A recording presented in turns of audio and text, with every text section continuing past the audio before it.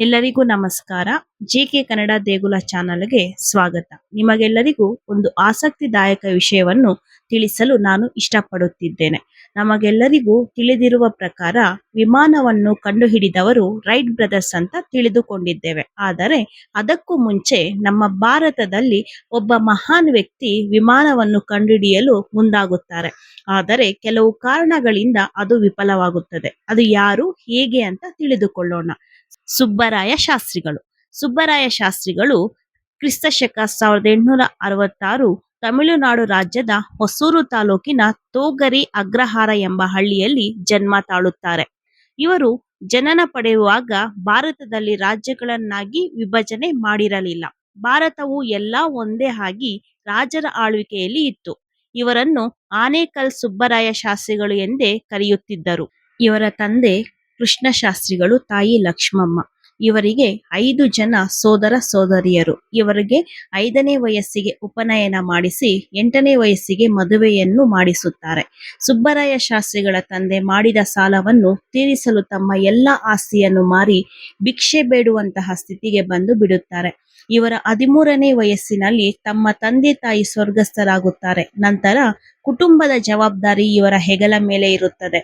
ಹೆಚ್ಚು ಬಡತನ ಇರುವುದರಿಂದ ಹಸಿವು ತಾಳಲಾಗದೆ ಹಾಗೂ ರೋಗದಿಂದ 2 ಒಡ ಹುಟ್ಟಿದವರು ಮರಣ ಹೊಂದುತ್ತಾರೆ. ಇವರಿಗೂ ಸಹ ಕಜ್ಜಿ ಎಂಬ ರೋಗವು ಬಂದು ನೋವು, ಅವಮಾನ, ಬಡತನವನ್ನು ತಾಳಲಾರದೆ ಅಲ್ಲಿಂದ ಹೊರಡುತ್ತಾರೆ. ಸುಬ್ಬರಾಯ ಶಾಸ್ತ್ರಿಗಳು ಆವಣಿಗೆ ಬಂದು ತಲುಪುತ್ತಾರೆ.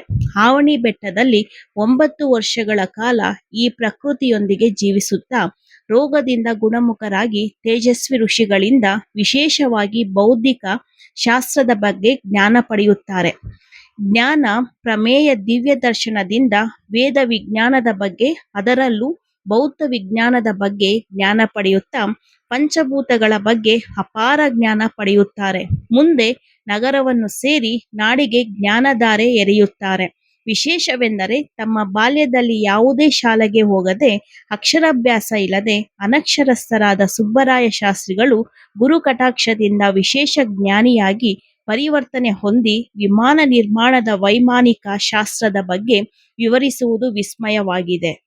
ಆಗ ಬ್ರಿಟಿಷರ ಆಳ್ವಿಕೆಯಲ್ಲಿ ಭಾರತವು ಇದ್ದುದರಿಂದ ಅವರ ಶೋಧನೆಗಳೆಲ್ಲವೂ ಬ್ರಿಟಿಷರ ಕೈಗೆ ತೆಗೆದುಕೊಂಡರು ಎಂದು ಸಮರಾಂಗಣ ಸೂತ್ರಧಾರ ಗ್ರಂಥದಲ್ಲಿ ಕಾಣುತ್ತೇವೆ.